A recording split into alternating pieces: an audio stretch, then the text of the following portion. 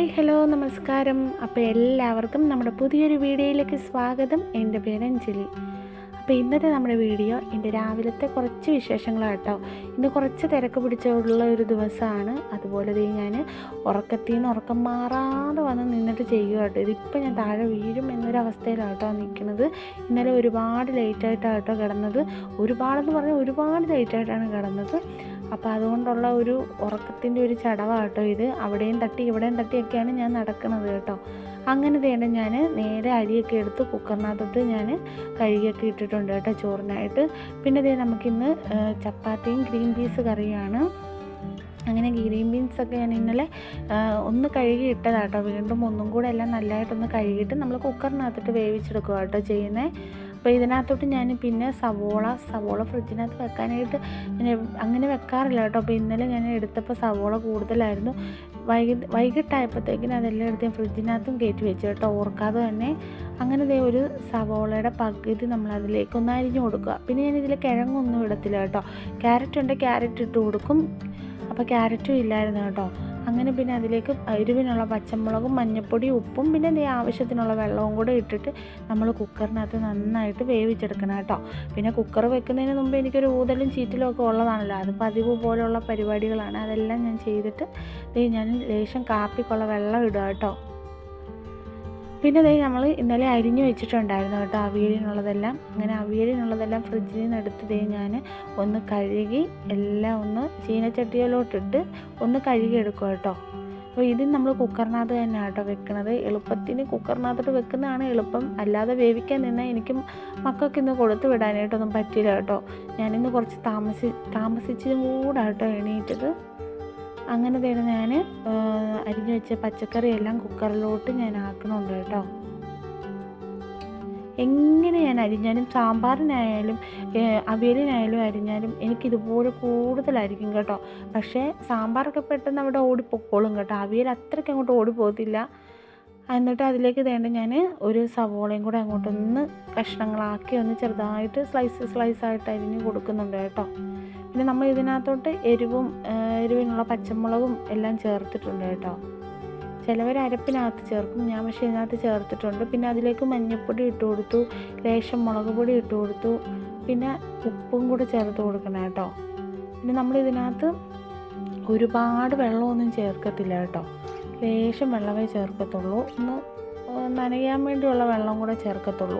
പിന്നെ ഇതിലേക്ക് ഞാൻ എണ്ണയും കൂടെ ഒഴിച്ച് കൊടുക്കുന്നുണ്ട് കേട്ടോ. നല്ല പച്ച വെളിച്ചെണ്ണയും കൂടെ ഒഴിച്ച് കൊടുക്കുന്നുണ്ട്.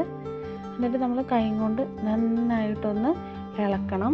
കറിവേപ്പിലയും ഇട്ട് കൊടുത്തു. പിന്നെ അത് നമ്മൾ എന്നിട്ട് നന്നായിട്ടൊന്ന് ഇളക്കണം കേട്ടോ.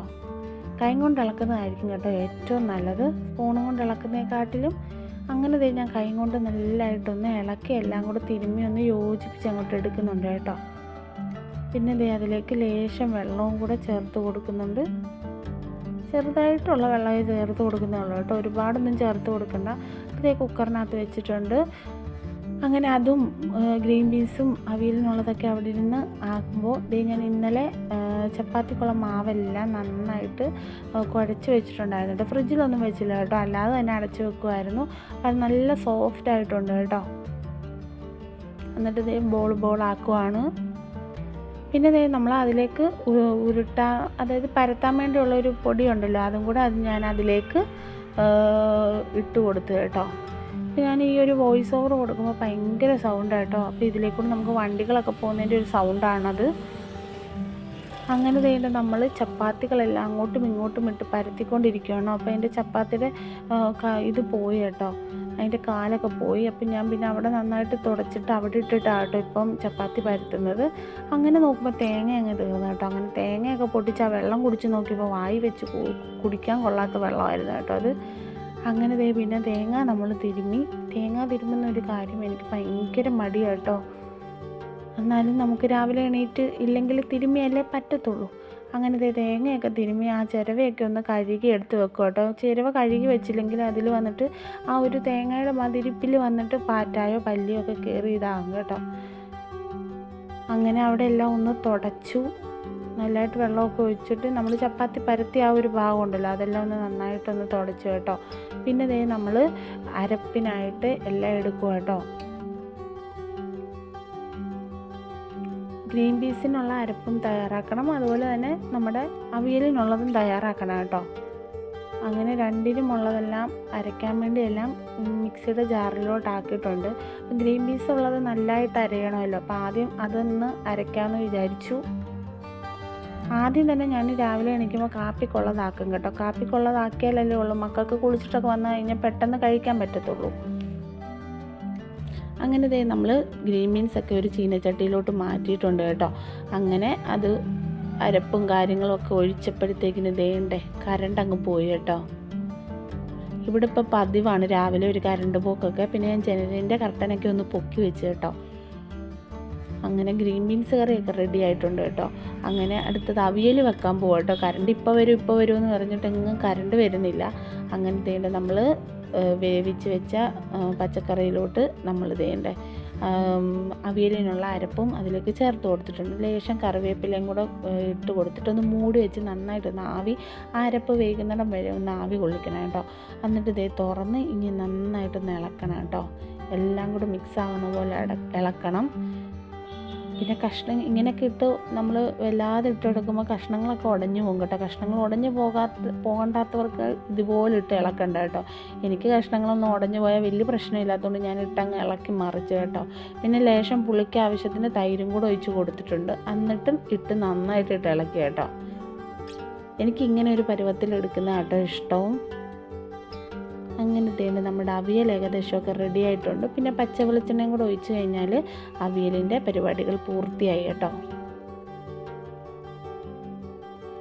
അങ്ങനെ അവിയലിൻ്റെ പരിപാടികളൊക്കെ പൂർത്തിയായതിന് ശേഷം പിന്നെ ചപ്പാത്തി ഉണ്ടാക്കാനൊക്കെ ആയിരുന്നു. അപ്പോൾ അതിൻ്റെ വീഡിയോ ഒന്നും എനിക്ക് എടുക്കാൻ പറ്റിയില്ല.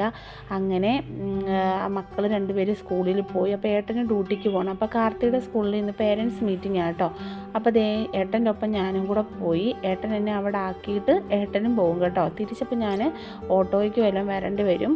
അപ്പോൾ ഞങ്ങൾ രണ്ടുപേരും കൂടെ പോവാണ്. അപ്പോൾ ഒരു മഴക്കാറിൻ്റെ ലക്ഷണമൊക്കെ ഉണ്ട്. ഇനി മഴ പെയ്യുമോ എന്നറിയത്തില്ല. ചാർന്നൊക്കെ ഉണ്ടായിരുന്നു കേട്ടോ. അപ്പോൾ ഇവൻ്റെ സ്കൂള് കുറച്ച് ദൂരം ഉണ്ട് കേട്ടോ നമ്മളിവിടുന്ന് പോകാൻ. അങ്ങനത്തെ സ്കൂളിൻ്റെ അവിടോട്ടുള്ളൊരു കയറ്റം കേട്ടോ. ഒരു കുന്നിൻ്റെ മുകളിലായിട്ടാണ് കേട്ടോ സ്കൂള്. ഞങ്ങൾ ധൃതിക്ക് പോകട്ടോ. ലേശം ലേറ്റ് ആയിട്ടുണ്ടായിരുന്നു. നമ്മൾ വന്നപ്പോഴും കറണ്ട് വന്നിട്ടില്ലായിരുന്നു. അതുകൊണ്ട് ഒരുങ്ങാനൊക്കെ ഭയങ്കര പാടായിരുന്നു കേട്ടോ. അങ്ങനെ സ്കൂളിൽ ചെന്നപ്പോൾ ടീച്ചർമാർ അവിടെ ഇവിടെ എല്ലാം ഇരിക്കണം കേട്ടോ. അങ്ങനെ മെയിനായിട്ടുള്ള ക്ലാസ് ടീച്ചറിനെ കണ്ടിട്ട് ബാക്കി എല്ലാ സബ്ജക്റ്റിൻ്റെ ടീച്ചർമാരെയും നമ്മൾ കാണണം. അങ്ങനെ എല്ലാം കണ്ടതിന് ശേഷം നമ്മൾ തിരിച്ച് ഏട്ടൻ എന്നെ ഓട്ടോയിൽ കയറ്റി വീട്ടിലോട്ട് വിടുക കേട്ടോ. ഞാൻ കുറേ നാളായി ഇങ്ങനെ ഓട്ടോയിലൊക്കെ പോയിട്ട്. അല്ലെങ്കിൽ എൻ്റെ കൂടെ മക്കൾ കാണും. തനിച്ചിങ്ങനെ ഓട്ടോയിൽ പോകുന്നത് ആദ്യമായിട്ടാണ് കേട്ടോ. ആദ്യമായിട്ടില്ല, കുറേ നാളായി. അങ്ങനെ മഴയൊക്കെ ചാറുന്നുണ്ടായിരുന്നു കേട്ടോ. അങ്ങനെ നമ്മൾ വീട്ടിൽ ചെന്നിട്ട് എൻ്റെ അടുത്ത പരിപാടി എന്ന് പറയുന്നത്, ഞാനിപ്പോൾ അവിടെ പോയപ്പോൾ എൻ്റെ പാഴ്സലൊക്കെ മേടിച്ചിട്ടാണ് കേട്ടോ വന്നത്. അങ്ങനെ ഞാൻ തന്നെ ഉള്ളതുകൊണ്ട് എനിക്ക് വീഡിയോ എടുക്കാനും പറ്റിയില്ല. അങ്ങനത്തെ പാഴ്സലൊക്കെ വന്നു. ഇനി അതെല്ലാം വെച്ചിട്ട് അതിൻ്റെയൊക്കെ ഓരോ ഫോട്ടോസും കാര്യങ്ങളും വെക്കണം. ആ ഒരു സെക്ഷനാണ് കേട്ടോ ഇപ്പം നടന്നുകൊണ്ടിരിക്കുന്നത്. അപ്പം നമ്മുടെ ഇൻസ്റ്റാഗ്രാമിലൊക്കെ ഇടാനുള്ള ഒരു ഫോട്ടോയും കാര്യങ്ങളൊക്കെയാണ് എടുക്കാൻ വേണ്ടി എല്ലാം നിരത്തി പറിച്ചൊക്കെ ഇട്ടിരിക്കും കേട്ടോ.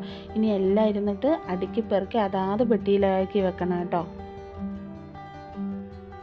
അപ്പോൾ ഞാൻ വീഡിയോ ഒക്കെ എടുത്തു. ഇനി അതിൻ്റെ സെയിമായിട്ടുള്ള സാധനങ്ങളൊക്കെ ഞാൻ ഓരോ പെട്ടിക്കകത്താക്കി ഓരോന്നും റബ്ബർ ബാൻഡ് ഇട്ടിട്ട് വെക്കും കേട്ടോ. എന്നാലേ ഉള്ളൂ എനിക്ക് എളുപ്പത്തിൽ അതൊക്കെ എടുക്കാനും കണ്ടുപിടിക്കാനും ഒക്കെ പറ്റത്തുള്ളൂ. ഇതുപോലെ തന്നെ പെട്ടിക്കകത്തോട്ട് എടുത്തിട്ടാൽ നമുക്ക് ആരെങ്കിലും ചോദിക്കുമ്പം കണ്ടുപിടിക്കാൻ ഭയങ്കര പാടാണ് കേട്ടോ.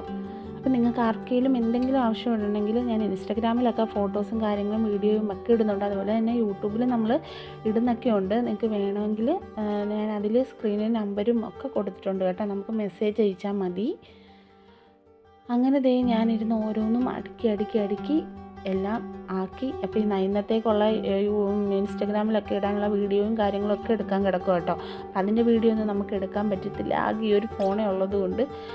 അങ്ങനെ അതെല്ലാം കഴിഞ്ഞു. ഫോട്ടോസും കാര്യങ്ങളും എടുത്തു കഴിഞ്ഞ് പിന്നെ നമ്മൾ ചോറുണ്ണാനൊക്കെ പോകുമായിരുന്നു കേട്ടോ. അപ്പോൾ എൻ്റെ ഇന്നത്തെ ഒരു വിശേഷം എന്നൊക്കെ പറയുന്നത് ഇതാണ്. നിങ്ങൾക്ക് ഇഷ്ടപ്പെട്ടിട്ടുണ്ടെങ്കിൽ ലൈക്കും കമൻറ്റും ഒക്കെ നമുക്ക് തരണം കേട്ടോ. അപ്പോൾ അടുത്തൊരു വീഡിയോയിൽ കാണുന്നത് വരെ ബൈ.